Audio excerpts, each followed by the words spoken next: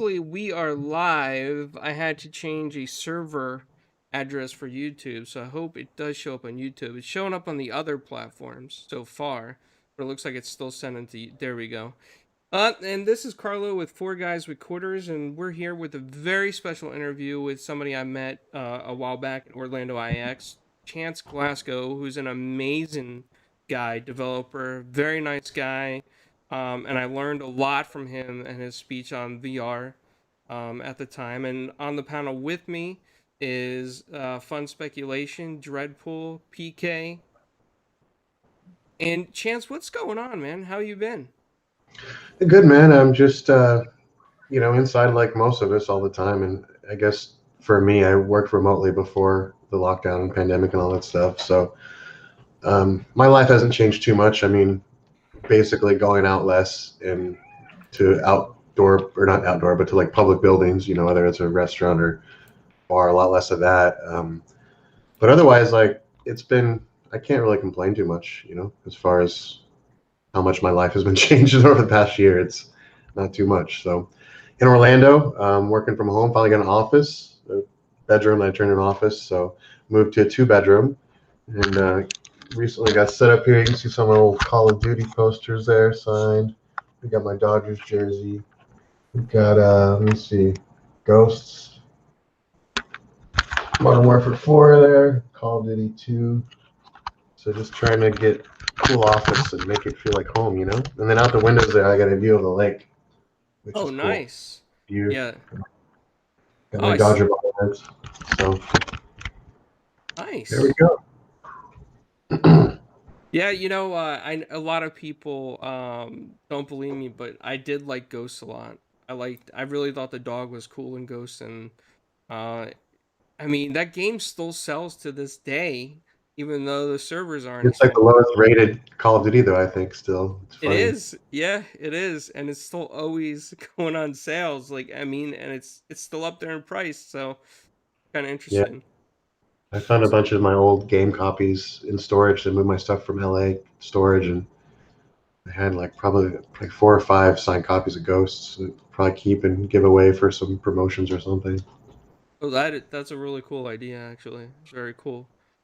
Um, so there's something that I mean, our audience on Four Guys has never, the audience that we have now has never seen you speak or gotten to know you a little bit. But I know when I first met you, you told me some really cool tidbits about Call of Duty, about the your handle being on the noob tube and the cardboard cutout. Could you tell the audience a little bit about that? Yeah, so let me see. There was in Modern Warfare 1, COD 4, the Javelin. If you look at the serial number, it's in Lead Speak. It says Kitty Sparkles, and Kitty Sparkles is one of my longtime gamer tags I've used for over the years.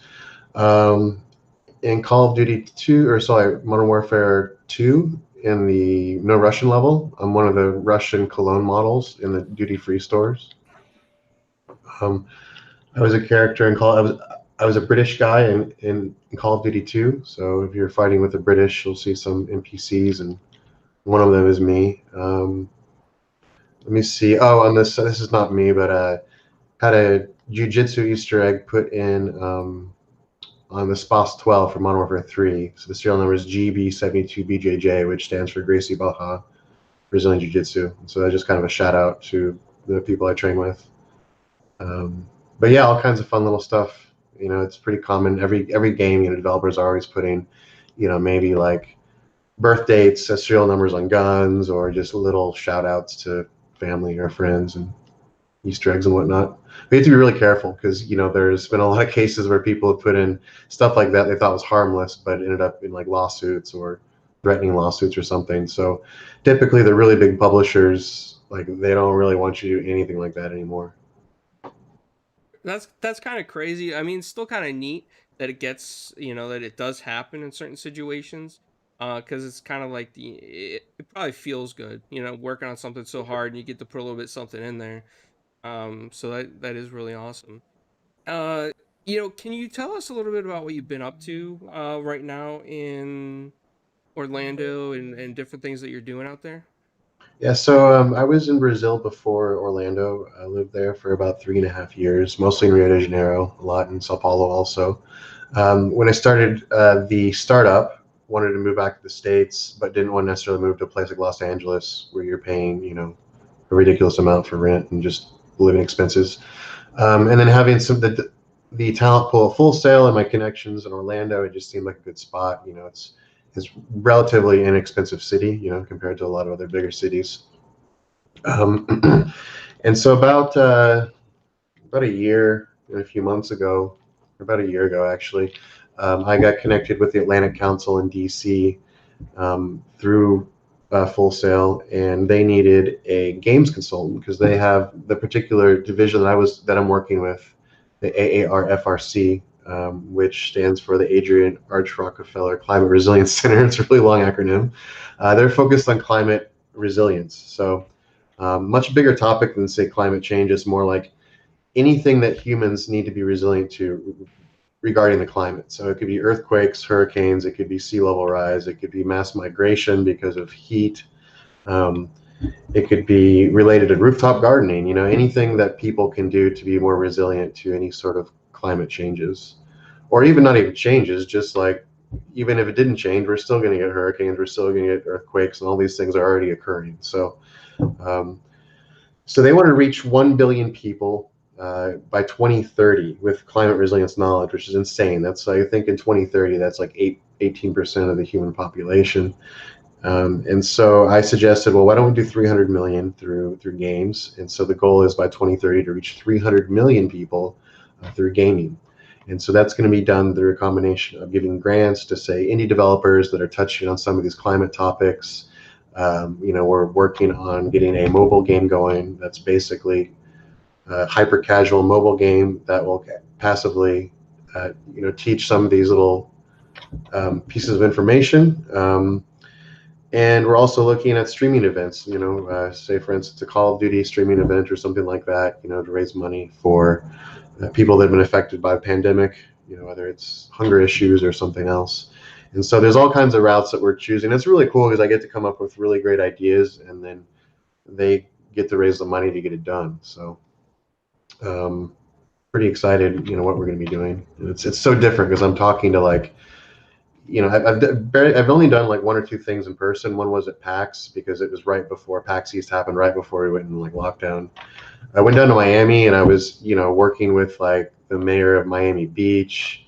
In our group is, I think, the previous mayor of Quito, Ecuador. And so I'm, typically working with guys like us, basically, you know, just a bunch of game nerds enjoying games. But now I'm getting exposed to, you know, giant organizations, politicians, and what I see as a really big opportunity right now is if you think about when we were kids, whether we're playing like NES or Atari, it was still a relatively small amount of the population that accepted games as like just a cultural norm in the same way movies have been accepted. But now, who's becoming Congress people? Who's becoming CEOs of major companies? Well, people our age now, and those people also played video games growing up. And so what we're seeing is organizations, whether it's the United Nations or the Atlantic Council or the Rockefeller Foundation, that you would never think would be involved in video games are like, wait a second, 3 billion people play games? Maybe we should be using that, as a method and not just rely on television. Television is not the way to hit the most numbers as far as reaching people, and it's not even the best way to interact with people because television, you're not interacting with the TV at all. You're passively sitting there and absorbing information. But at least with games, we can, people have to problem solve. They have to use their brain. They have to think about issues and problems and how to solve them. And that's, I think, better for our minds, to be actively using them than just something completely passive. I have to agree. I think that what you're doing is very interesting. The fact that you're working with an organization that deals in grants to indie studios that talk about climate, I think that's very important because, as we've seen from our generation, games have been very influential.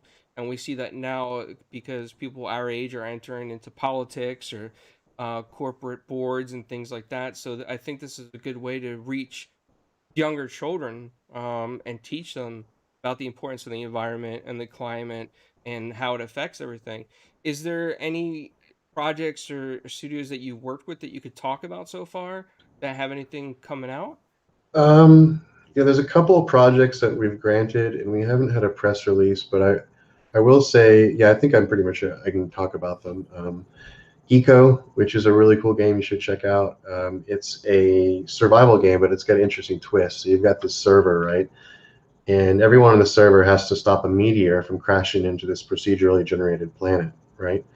But in the process of developing the technology to stop the meteor, you start developing technology that eventually will output CO2 and stuff. And so you want to make sure you're not destroying the planet to develop the technology to destroy the meteor. Does that make sense?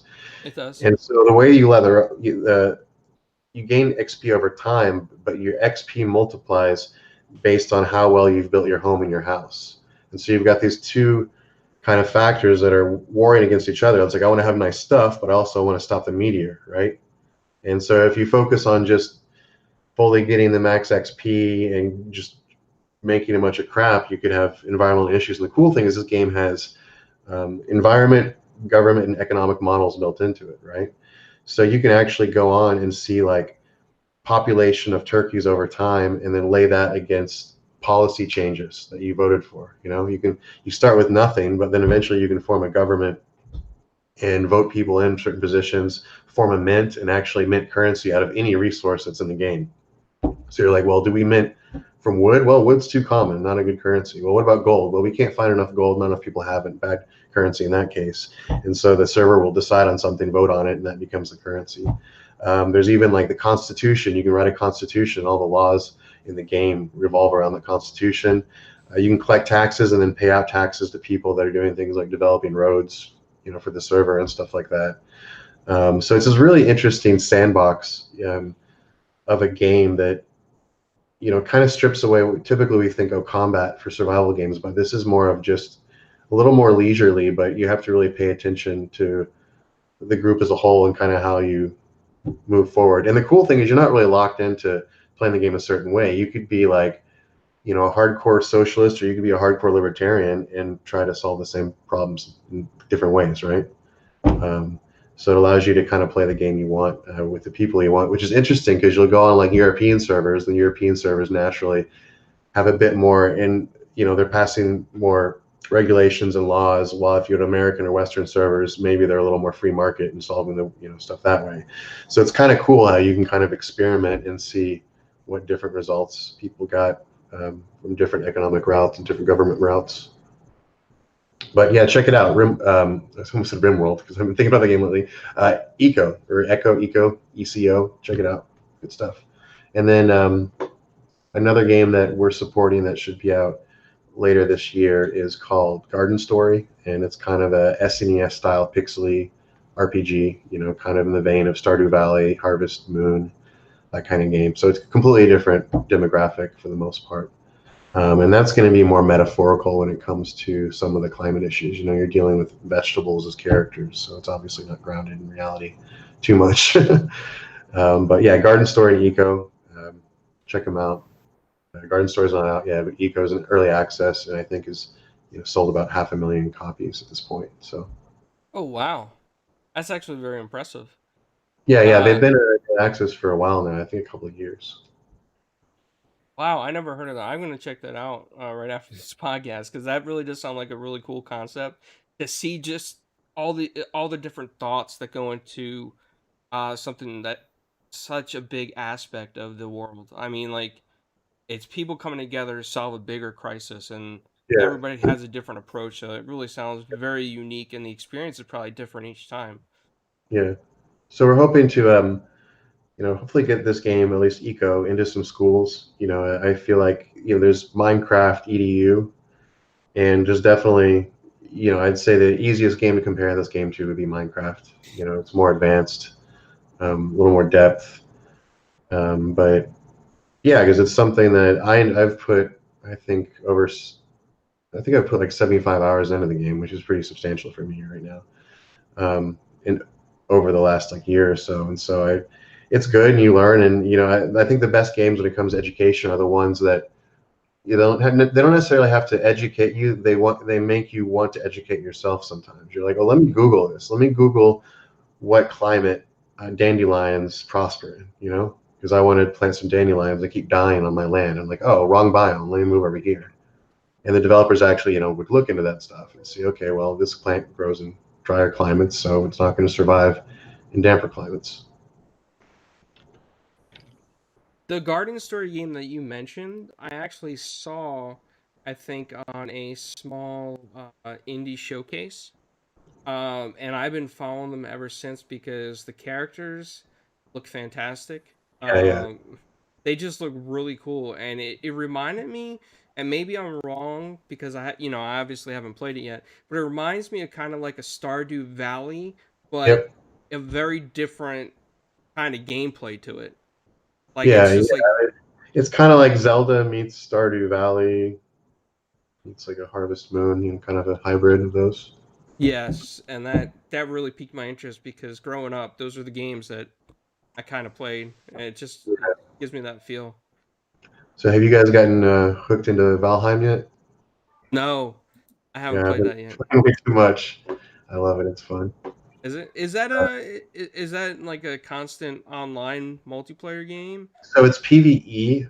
You can have up to 10 people, and it's a fine experience with just single player if you don't want to have people on your server.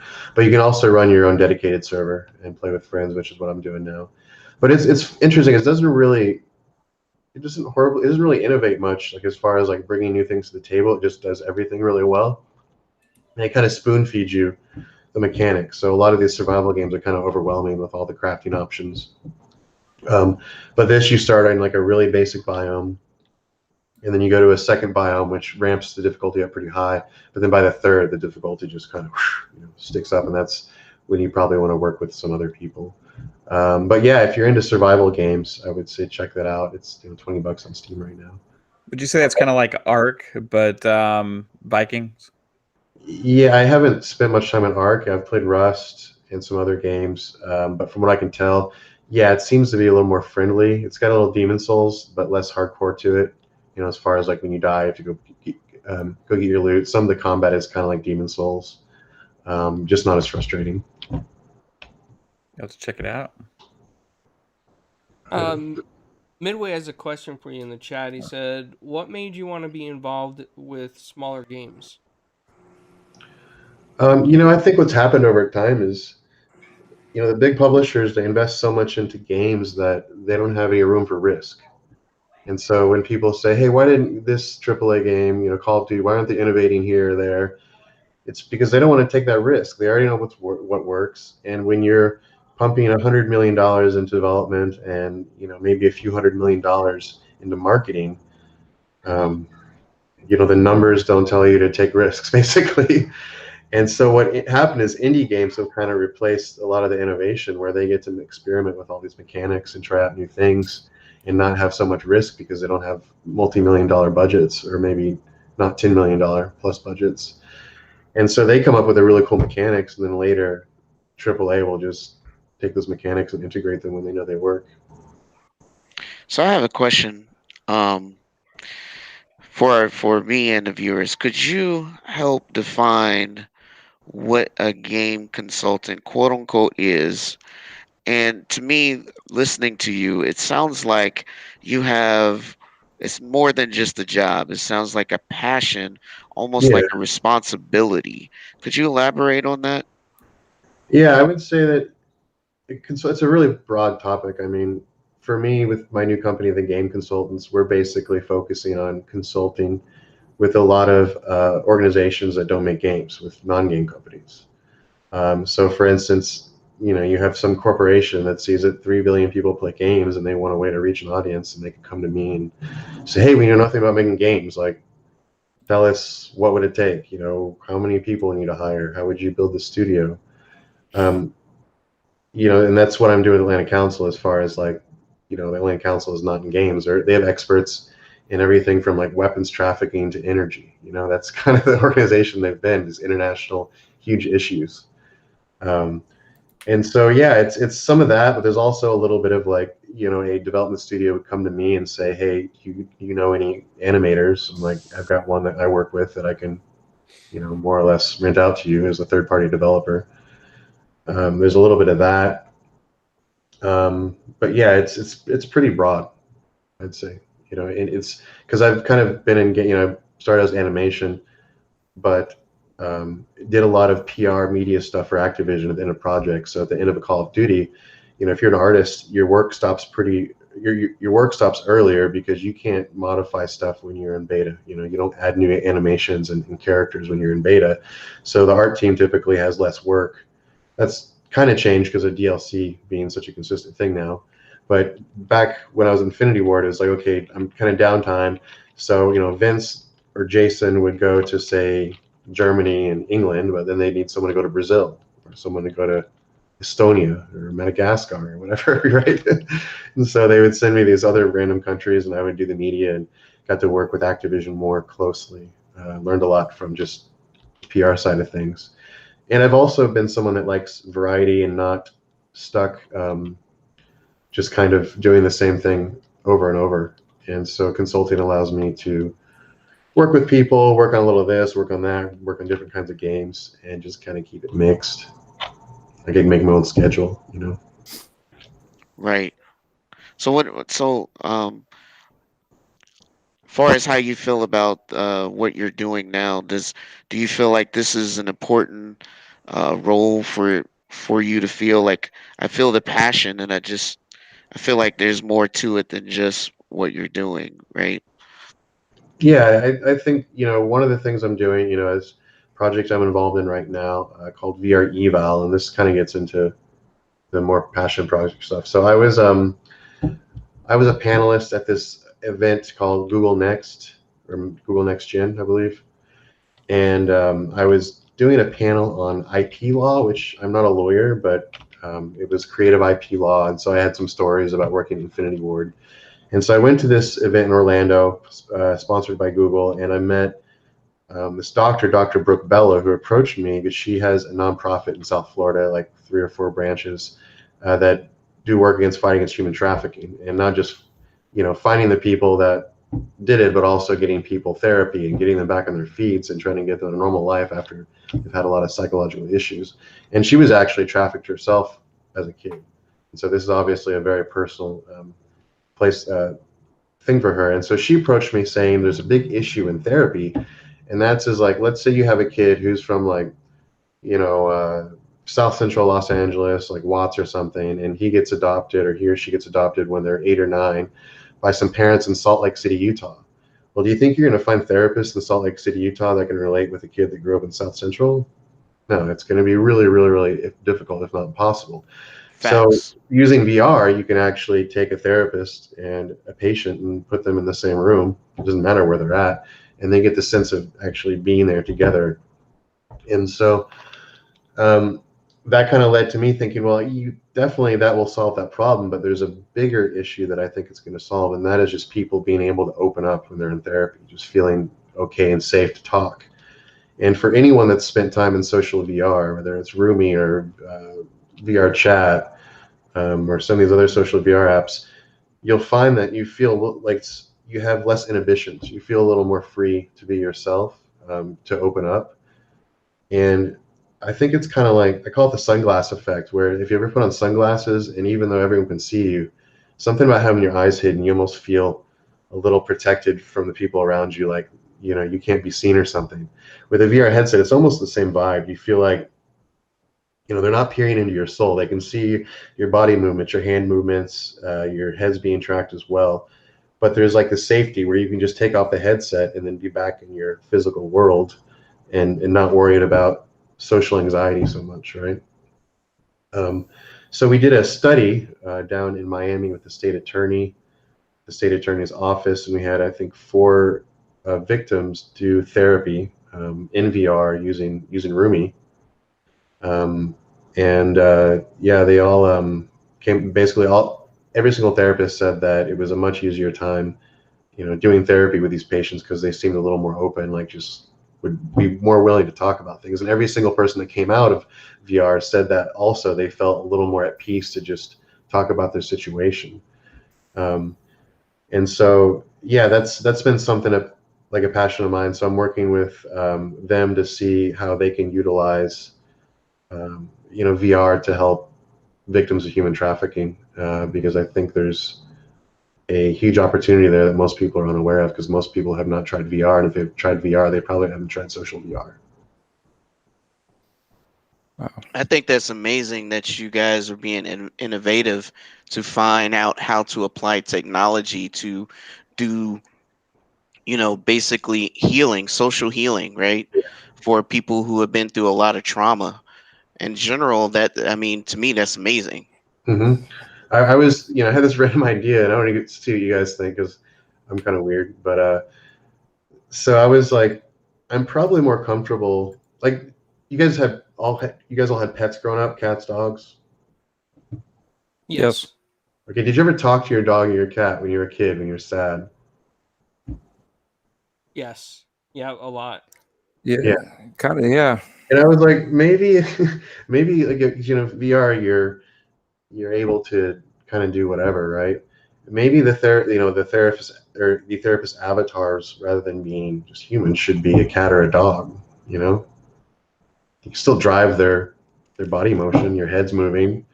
Imagine sitting down in a really cool environment in VR, and a cat walks up and just starts talking to you about your issues and problems, rather than it being like a creepy, uncanny valley human. That's actually a good idea because people do use comfort, what they call them, pets when they fly. Yeah, exactly, therapy pets and stuff. Yeah, And so that's also, actually pretty good.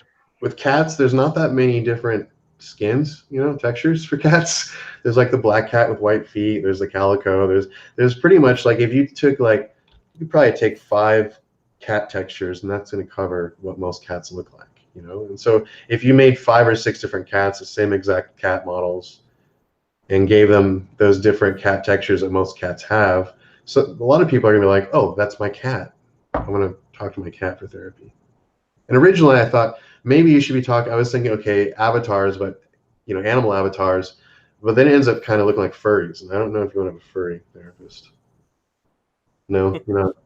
No. Dreadful. Some people no. are okay with that. Yeah, I don't know. I'm just brainstorming live with you guys. No, that's a good way. It's good to talk, and I mean I do the same thing in different ways. When I'm troubleshooting, I'll call up another technician and I'm like, all right, just listen here. And then I just spew out the issues and the problems, and turn around, it pops in my head, because I'm just bringing it out to the next person to listen to me, even though he's about to tell me what the answer is. I already figured it out just because I'm able to bring it out to somebody. Yeah, Even though, you know what I mean? Because if I just hold it in mind, you figure it out mid-sentence, and you're like, why didn't I just say this sooner? Because I answered my own question. But I know I'm going to do that, and that's why I tell them, hold on, don't tell me. I'm going to tell you so I can figure it out.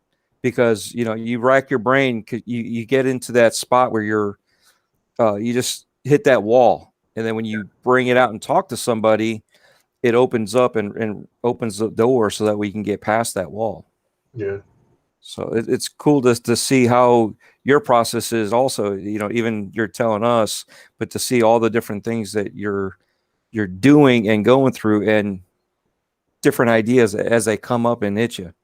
Yeah. I figured, at a certain point, if you become successful monetarily, and for some people it takes tens of millions of dollars. For some people it could be just having an average paying job. At a certain point you realize, like, doing stuff strictly like your number one motivation of making money, you don't get any happier. Like, it's not going to fulfill you. If it does at all, it's going to be such a minute percentage of increase of happiness that it's probably not worth it. So I'm like, why don't I just chase after the things that I'm passionate about, that I like, that I enjoy, that have a positive impact? And I think eventually extra money will come with that, And if it doesn't, if I made some big impact and I don't get rich, then hey, at least I made a big impact, and I'm still paying my bills, and I can still buy all the stuff I want, as long as I keep myself reasonable and don't want a private jet or Ferrari. Life's going to be pretty good. Well, I don't know about that private jet thing. I think that'd be pretty You definitely want a useful. private jet?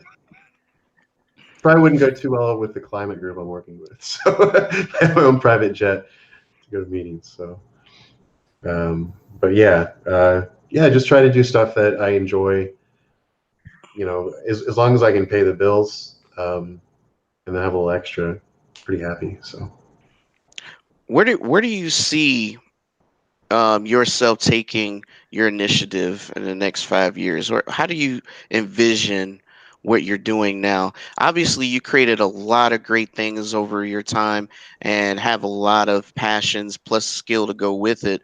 I'm just kind of wondering if you have a vision of where you're going to go with all this. yeah, I mean, as far as the particular Atlanta Council job, I mean, it's a 10-year goal. I think later this year we're going to have some PR announcements that are going to make us more obvious, that we're out there, we're doing things. So the goal, like I said, 300 million people, and it's not like reaching 300. It's kind of a, what's the word I'm looking for? It's sort of a loosely defined goal as far as what is reaching one person, right?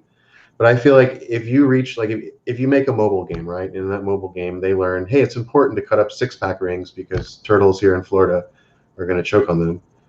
And they're playing mini games where they have to slice through 6-pack rings, to break up all the holes. When they go and they buy a 6-pack, they're going to see that and they're going to remember playing that game and like, oh, I should chop these up, right? And so my goal is with that, through these little nudges, is to just hopefully make some kind of positive impact on people's behavior. And it doesn't have to be climate related. It could be anything, right? It could be anything that has some sort of positive impact. So I'm hoping in 10 years I can look back and, see that stuff I did with the Atlantic Council and with VR Eval, one or both of those have worked out really well and made a big impact on a lot of people. So it's kind of sort of subliminal messaging within the games. Yeah, not subliminal at all, actually. Very much just like obvious, I would say.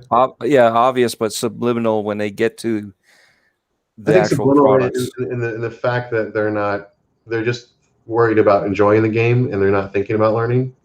I'd Right. say in that sense, there's definitely like nothing hidden about what we're doing. Everything's very much in your face. And one thing that I'm very clear with developers that we talk to or that are interested in grants is we're not here to change your game. We want to find games that these themes already work within. So many games already incorporating a lot of these themes, when it comes to climate related stuff.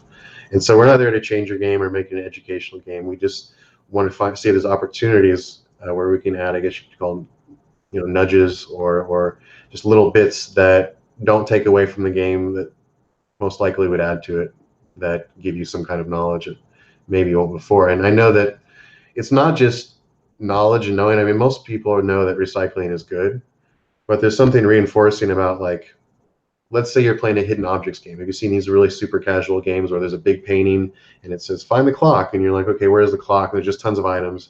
Well, imagine if like you had a hidden object game, but you could find you're finding trash, and every trash is made of certain material, and you're dragging the trash into the proper recycling bin, right? And you put in items that people commonly mistake, that think are plastic but are wood and whatnot. And through repetition of, instead of just finding the object, find it and drag it into the right bin, it's just kind of instilled in you that, oh, I need to do this. When I see a recycling bin, I should recycle more, versus just throwing stuff out, right? So it's not like they didn't know about recycling. It's just something that they're doing while sitting on the toilet, reinforcing that idea of like, hey, I need to be good for the environment because right now I'm stinking it up. Bathroom games, the pooping games. That's a hyper casual market where it's like there's certain games that I only play on the toilet because it's basically the new magazines. You remember when you used to, like, sit somewhere and there was like a thing of magazines? Absolutely. Now Gone. you get your phone. Like, oh, I get to read a Cosmopolitan from 1994. I'm going to count the tiles in the bathroom until I'm done here. So You found the new niche. yeah. Well, I just want to say that what you're mentioning I think is great because it's like it's behavior like that. Like when I throw away, let's say that I'm going to the beach and I get like a 6-pack of soda or something and I get those rings. For me, the way I grew up, I never thought about what you said, like cutting them up. But Yeah. if my daughter was to play that game or a game with that in there, that thought process would come to her a lot more naturally, and she'd be like, Yeah. "Oh, okay, I remember cutting these up in the game. and it helps the environment. It saves turtles. And that's, that's a smart thing. And it's unfortunate, but here in Florida, we even see birds get stuck with that Yeah, around fishing them. wire, 6-pack rings, and I see a lot of birds with. It pisses me off because I live on a lake, and I'll go down to the dock, and people just leave their fishing line out. And I'm like, you're gonna screw some animal up somewhere. But yeah, there's just a lot of opportunity to make games a little more giving back to society without ruining the fun, I think. Also here's another example. When people hear climate or climate change, they think like dramatic stuff like sea level rise, right? But here in Florida, well, we get hurricanes every year, right? And someone that moves to California or moves to Florida might not know like all the different things you need to have when a hurricane comes. Like get all these things gathered up. So imagine one of the hidden object puzzles is a really busy scene, and hidden in that scene is insurance documents, water, a radio, flashlight, right? And it says, hey, collect all the items you need to prepare for the hurricane, hammer and nails to board up windows, stuff like that. And so they're doing this, and then the hurricane comes around, they're like, oh, you know what, insurance documents, I need to find those, So that's kind of what we're looking at. And really, it doesn't take anything away. I mean, these hidden objects games, you're just finding random crap anyways. Whether it's a hammer and nails, and a flashlight versus an antique clock, it's not going to make a difference to the player. They're going to have just as much fun. And I can pretty much guarantee you on that list is not going to be hoarding toilet paper. Yes, exactly. There's going to be a game where you give away toilet paper. Yes. Yeah. There you go. Or we just take the currency, actually. But yeah, it's cool. I do. One thing I want to talk about a little bit is, I met you at Orlando IX, which I believe was a Full Sail event, if I remember correctly, and that was a great time in the initiation, I guess, of VR coming more mainstream, and I got to hear you speak passionately about that. So I know that when you talk, you're talking with passion, and you're a good guy, and everything that you're into is because you have a passion behind it, not because you see other reasons to it. And I'll never forget your speech on VR and how you talked about VR and gaming, and that when it's like 90 frames per second per eye will be at the ideal VR. And I want to ask you a little bit about that. Do you think that we are at the point of VR for gaming yet, or do you think there's opportunity for Yeah, I improvements mean, in have you VR? played Half-Life Alyx? Like, that is probably the most incredible video game I've ever played in my life. It was the first game that had a really good AAA developer actually put money into it. The problem is, until more people have VR headsets, most companies aren't going to justify the investment, right? That's why, like the Quest should help adoption and help more games get funded as far as bigger games.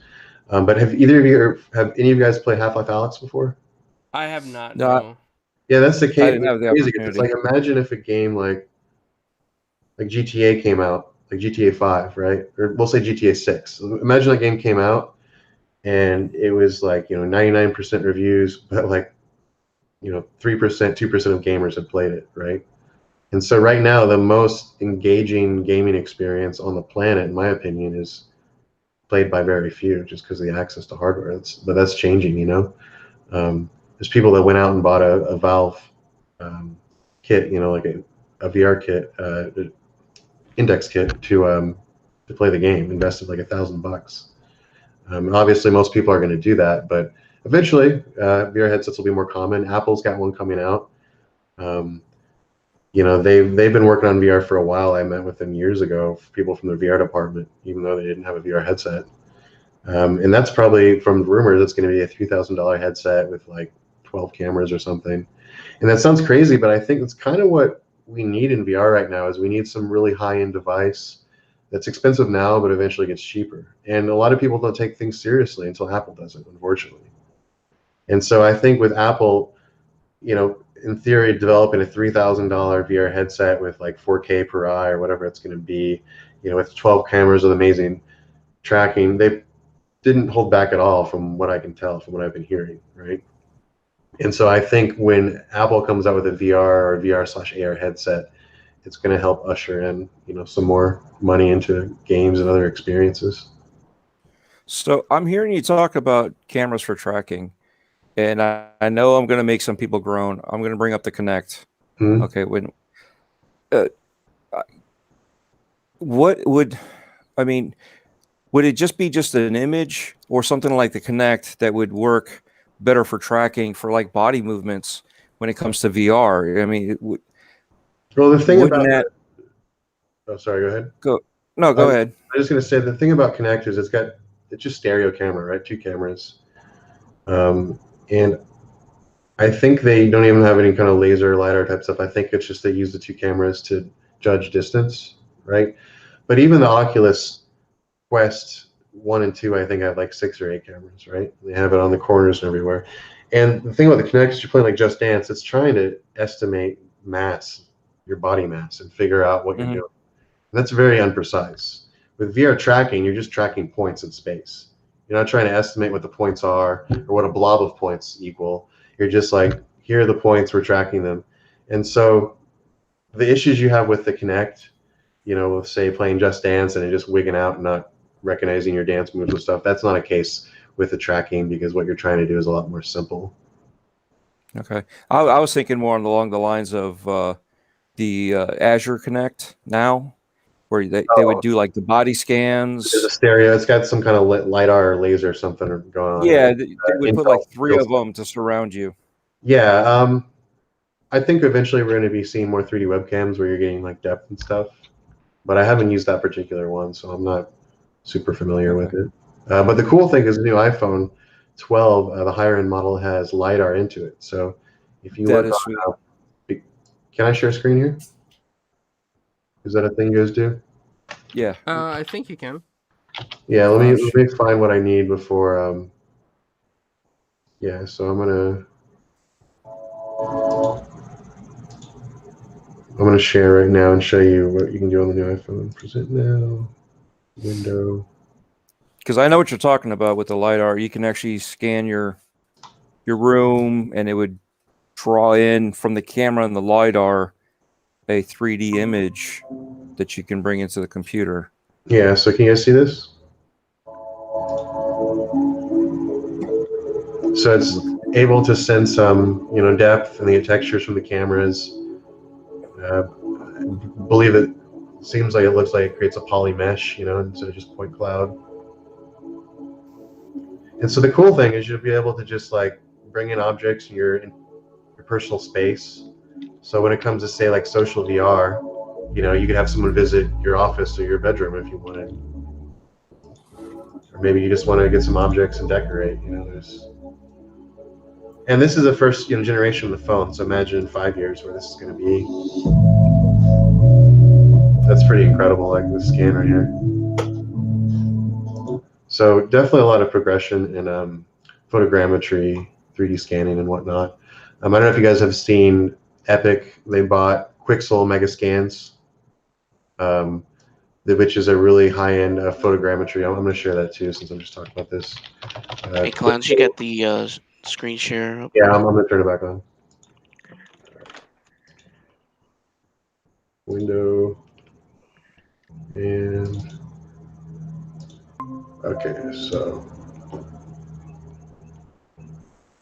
here we go. I'll play this. Oh, the video, come on. YouTube. Watching someone Google stuff. How exciting. All right. I already have your phone plan, Google. Full speed hotspot tethering. Okay, come on. Show me this stuff. All right, so not the best footage I'm looking for, but they bought a photogrammetry company that has really incredible results, and so we're going to start seeing a lot more. This is not a good example. I'm sorry, guys. We're going to start seeing a lot more photoreal experiences, and eventually that's going to make its way to VR. Here we go. This is what I'm looking for. So this is all real time, and obviously you're not getting super high res because we're on a stream, but this is pre-rendered quality 3D, but we can do this on high-end graphics cards now in real time. The use of knowledge to alter their environment. Skip through this. And so combine this in VR, and we're not that far from a Matrix, basically. You know. That is. Well, you do have some that say we are in the Matrix now, so Yeah, who knows, right? And that's the thing is like this. I say this all the time. I was saying this someone I was meeting with yesterday. That good VR will make you like if you're someone that believes that this physical world is like all there is, you try a good VR experience. There's a good chance you'll question that because it's getting to the point where our subconscious brain just buy into the experience, and we're looking at what's coming out soon, or actually what's out now. Like all that photogrammetry stuff is out now, and you could run this on a 3080 or 3090 at pretty high quality. So I think there's going to be a lot more people questioning this reality because they're going to start using really good VR and wondering, well, if this is almost good enough for me to think it's real life, where is it going to be in 100 years or 50 years or 1,000 years? And when you look at the time scale of human civilization, 100 years is nothing, 50 years is nothing. And so, yeah, it gets pretty crazy. Yeah, I mean, just from that looks really cool. Yeah. What you showed us. So the the Quixel Mega Scan, I may have misunderstood that, but can that just scan the environment and just automatically put that in VR? So they have a bunch of pre-scanned assets to the library, and I think you might even be able to submit to the library. So they just start scanning, doing photogrammetry on everything, and they have a good pipeline to do it. It works well. So Epic bought them, and they just keep increasing this. And now I want to show you something else that the Unreal Engine is going to be integrating soon. The metahumans. Have you guys seen this yet? Yes, No. the metahumans. That was really cool. Yeah, so I'm going to show you guys. So these are real-time avatars.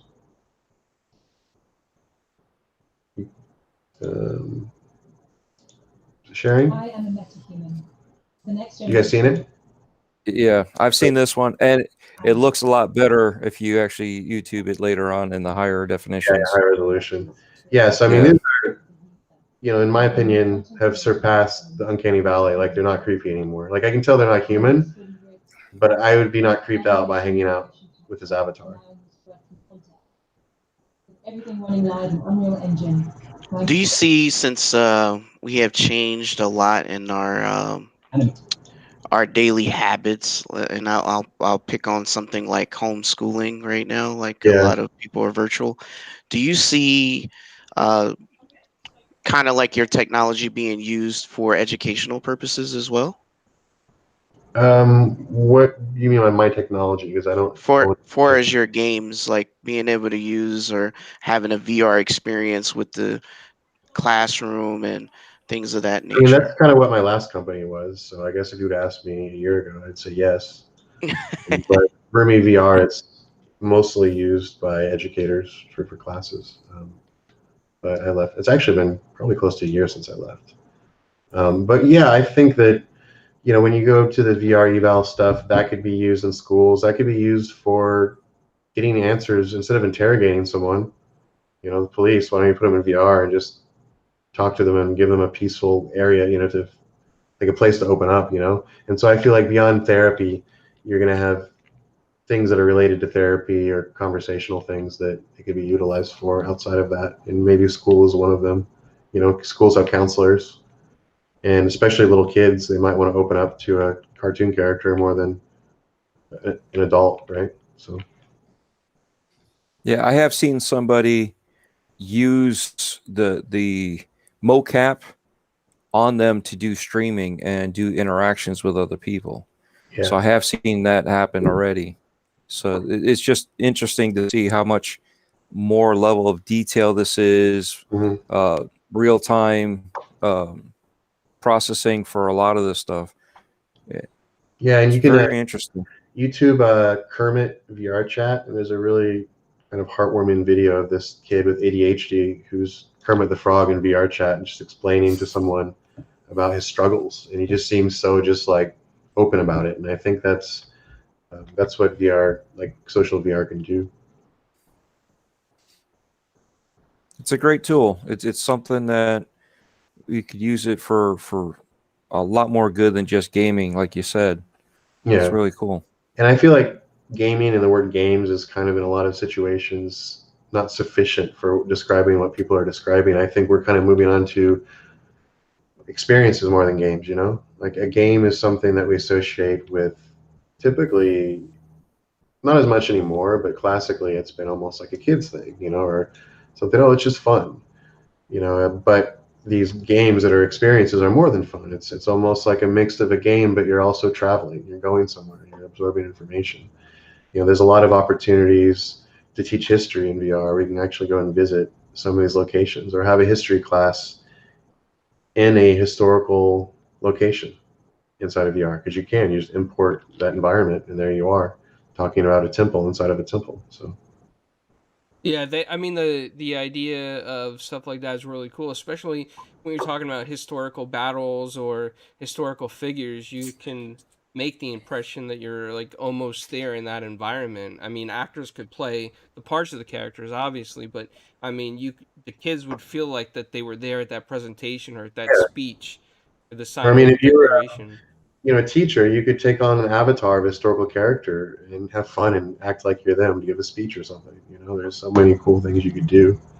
Um, but yeah, I think VR will catch on for education over time. It's just a matter of cost. I mean, you know, it's hard to afford Chromebooks for a lot of kids. They're Yeah. less than $100, I think, or about $100. So we'll figure it out. But it's also like you said, we're getting to the point where a lot of the adults were children in the gaming when the boom started happening, and now we're in Got the the money and leadership talent positions. to do the cool Yeah. stuff because we have the resources. You know, I think what's her name? Alexandria. I'm gonna say AOC because I'm gonna butcher her middle name. She did a Twitch stream and got like 1 million people watching or something, right? Yep. Like, shoot, politicians, there's a huge audience you're not reaching. You know, like, and obviously she's more controversial and well known than most politicians, but still, like, you give any senator a Twitch channel or someone running for Senate or office, they're probably going to get some good views if they're actually Well, into it and they're not just pretending to like games. I remember what was it, the quote back in the 80s? Any publicity is good publicity. You know, Yeah, so you want that paparazzi there no matter what. It keeps you in the limelight. So yeah, yeah, for sure. VR will be that next step for that limelight. Yeah, I mean, we're going to see more and more famous avatars, people that are using augmented reality and VR to take on personalities that aren't them, basically costumes in a sense. And so you'll start seeing TikTok. I'm sure, I know this exists, you know, more in right now in like China and Korea and stuff. You know, Instagram pages with millions of followers, TikToks with millions of followers of characters that don't exist, that are being driven by humans, but they've got so much AR on them or they're a 3D model that you don't even know who's driving it. There's actually a story, and I want to say in China, of this girl who did that with augmented reality, that she changed herself so much that one day she forgot to turn on her AR, basically, her like all her filters, and she lost tons of followers because everybody saw what she actually looked like, and it took away the mystery. It's kind of sad, but I guess that's what happens when you are pretending to be someone else and then unveil yourself as not that character. Well, I noticed there's actually a few now on Twitch that are Americans that use, and I don't know if it's the same technology that you're referring to. It might be, but they turn themselves into like anime characters, Yeah, and Yeah. when they talk, their mouse moves and yeah, everything, and it's just insane. Like their follower base is increasing in dramatic numbers. yeah, And Yep. I didn't even understand how they did that kind of stuff. yeah. That's one of the ones I was talking about was with mocap. They were taking the tools from the older mocap from studios, so that way when they moved on, they were able to buy the cheaper used ones Yeah. and then integrate it to their computer setup. I also think sketch comedy in VR is a good opportunity. I'm sure there's probably many people that are doing it, especially right now, you know, because you have so much fun in VR. You like use VR chat or something, bring in any avatar you want, and you could be Kermit the Frog if you want and do a sketch like that. And you're not limited by making physical costumes and sets. And you can do anything that's surreal. You don't have to be following, you know, you're not limited by physics. Lopez in the chat earlier said that he wished that there were more people like you in this world. No, thank you. I should. And Yeah. and Husk in the chat said that he's also a Full Sail graduate. And then one of the other guys that we know, Zemi Games, he's actually he is currently at Full Sail going for game marketing, and he just got an internship with a small mobile game company. Oh, awesome. Where at? You say Uh, which one? he's Midwest. Midway Monster. I'm looking at the chat now. No, Zemi Games I don't think is in the chat. I Oh, think he actually is at work today. cool. Yeah. So when did he? I mean, he's not here, so I can't really talk to him. But cool to see some Full Sail grads watching. Did you go to Full Sail? You did, right? No, maybe. I did not know. I didn't. So what made you choose to go to Full Sail? I mean, honestly, at the time, it was one of the few schools that even offered the stuff I wanted to study. I mean, not a lot of schools had computer animation. I was living in Satellite Beach, Florida, and I was in a AutoCAD class, and one of my friends in AutoCAD class told me about the school that was about an hour away that taught computer animation and recording arts and film and stuff. And I was like, oh, there's schools that like specialize in this. Very cool. Before it was more of just find your way into it. So I ended up checking it out. I had, no money for school, so pulled out a bunch of loans and got a Pell Grant. 15 months later, graduated and headed out to California. And now, I was gonna say now the school's like, at least 5 times the size, maybe 10. I don't know. Yeah, it's kind of like wrestling. If you don't know anything about it, how to get into it, how are you going to do it? And I was doing that with computers. I didn't know how to get into it. I found a place near us, which is about an hour away, but the same thing. They only did the certain things that they offered, but that was advanced for the time that we had. Now there's a lot more opportunities for people. Did you pursue a career in wrestling in WWE? No, that was one of the things I wanted to do when I was a kid, right?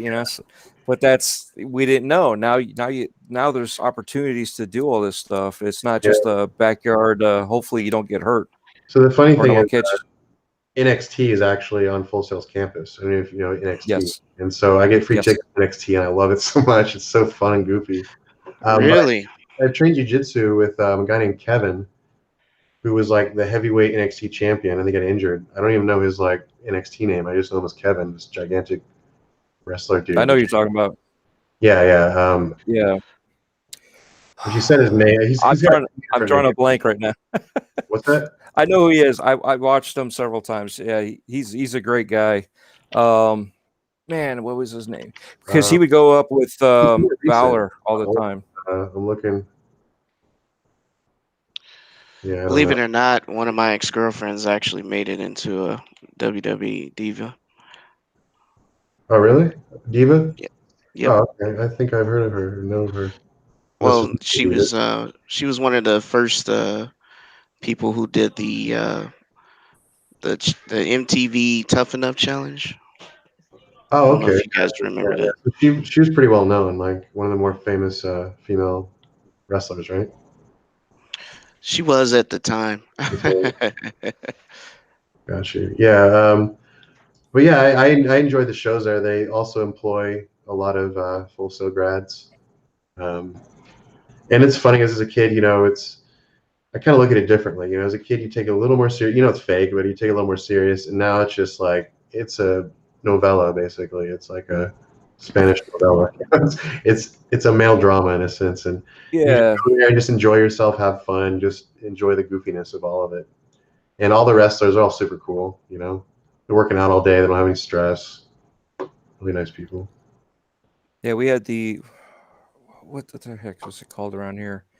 Well, one of my friends was all into it, so that's why I knew about it. NXT, and we would go to Lakeland for those road shows, and so we would see here and there. But they had a local one that opened up at one of the malls by us, Yeah. And so we would go there. We would go to some of the churches that they would have stuff like.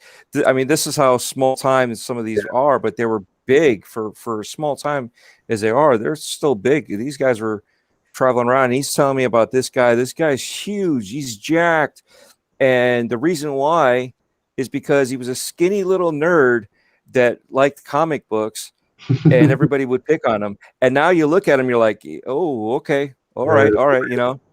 And he, you know, and such a cool guy, you know. And I've watched some of these other guys too from the areas that, you know, like I said, they all travel around, but from the areas and grow and expand to you know, bigger wrestlers. One of them is partially on NXT, but I know he works at one of the grocery chains. He was in WWE, but they brought him back down. I don't know what they're doing with him, but it's cool to have that interaction with them.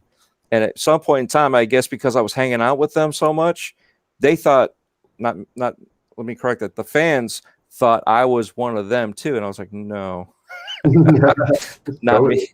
No. I'm just so impressed how you can have that much muscle mass and still be an acrobat, you know?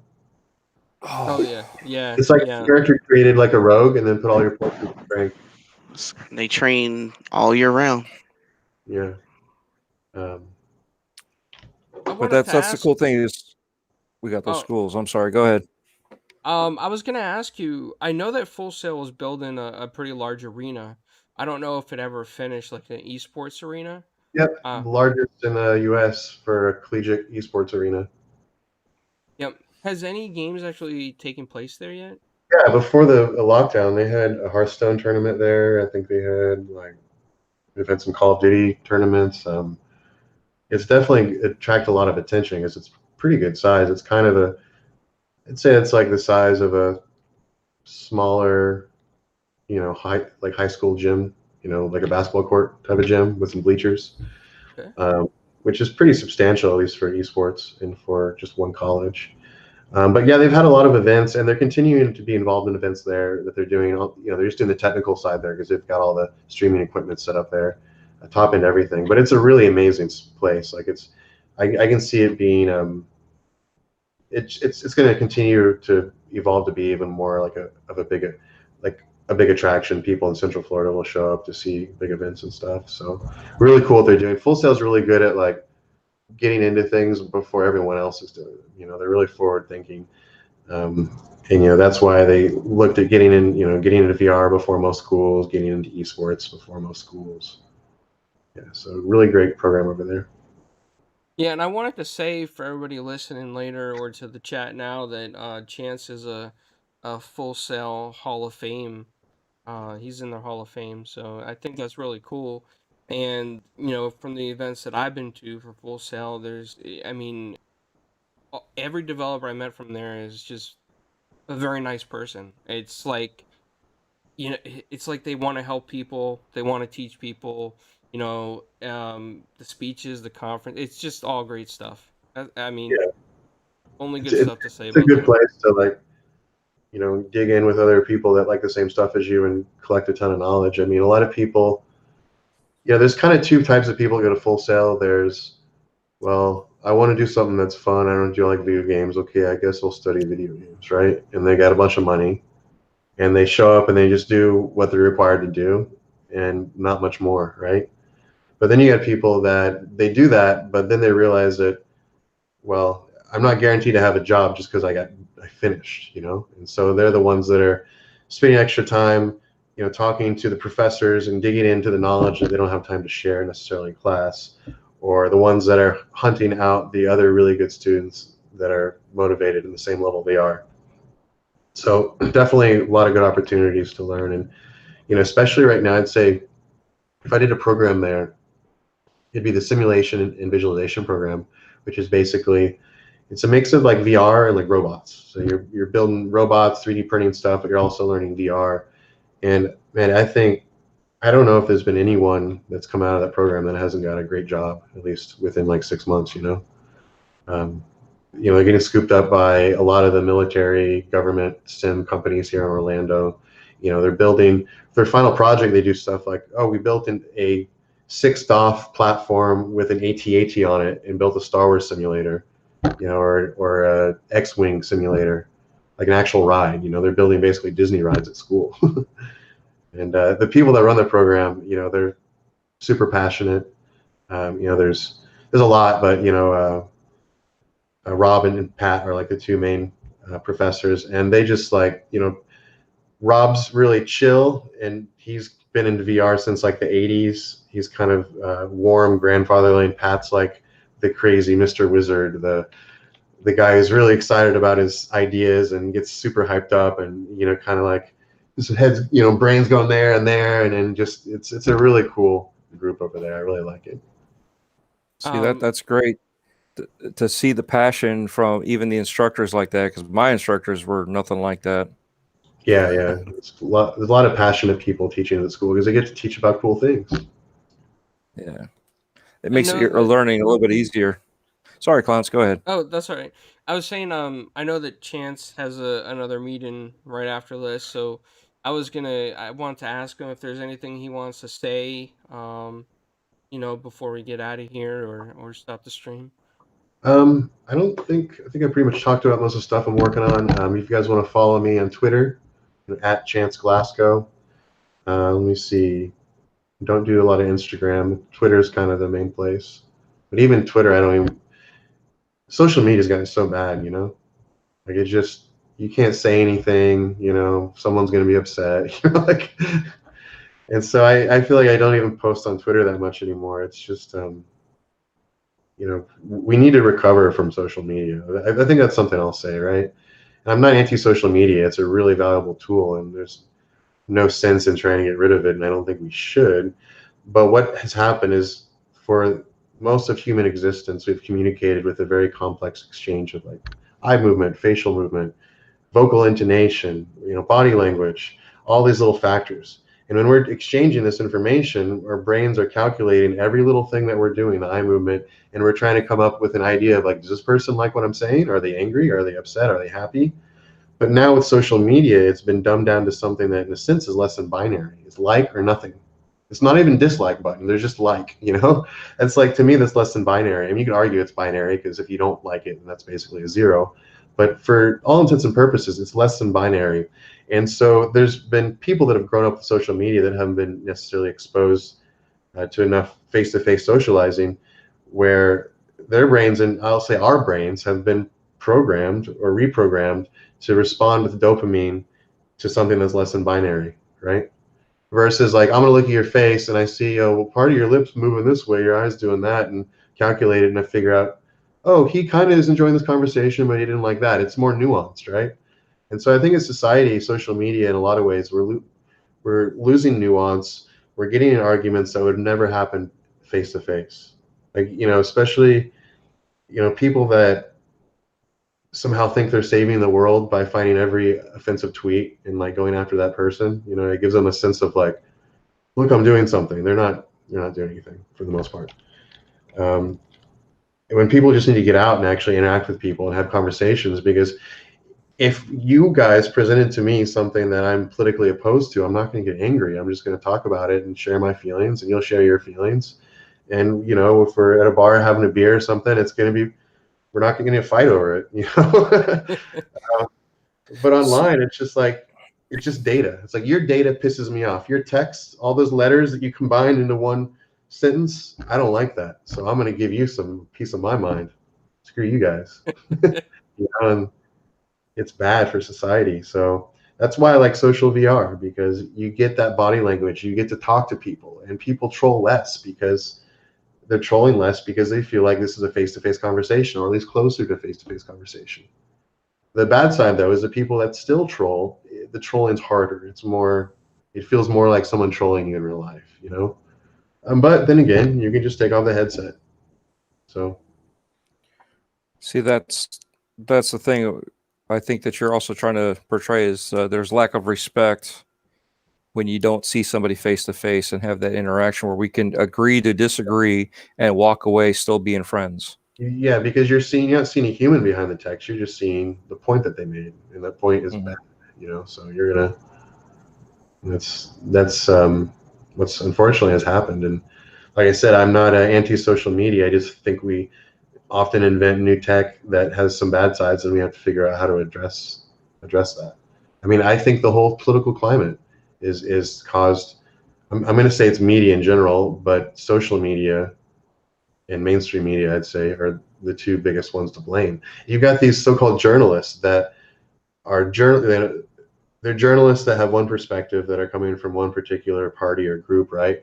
And all they do is they look up really offensive tweets. Well, you can find offensive tweets about anything. There's millions of people on Twitter, and then they post and they write articles about it. Look what these people are saying. Oh, you found one person that belongs to the political group you hate say something dumb, and now you're going to write a 3-page article about how every single person is like this one person you found on Twitter, a faceless Twitter account. You don't even know if it's a troll account, you know? I think that, what you're alluding to also goes into the fact that there's a lot of, and it's sad, but back in the days we had the marketers that would do, the Nintendo versus Sega thing, and that was like a kind of fun thing. Nobody really got crazy over it. But today on Twitter, people get so crazy over PC Master Race. Do you like Xbox? Do you like PlayStation? It's like, can't we all just get along? Because developers work on every system, and some of them are multi-plat. Fanboys of systems, like that might have some preferences. Like an engineer might have say, okay, it's a little easier to do like low-level engineering on PlayStation versus Xbox or vice versa. But in general, even between studios, everyone was like, hey, so tell me about Battlefield and Call of Duty. Battlefield was a great game, and we played it and we enjoyed it. And DICE played Call of Duty, and we'd see each other at events, and there was no beef because we're both doing the same thing, And yeah, there's definitely crossover in the audiences, but it's not like there's room for a Battlefield and a Call of Duty. So I mean, maybe that's battle royales are now. So maybe that's the lesson to be learned for everybody watching, is we can still like each other's stuff. It doesn't have to be all about us.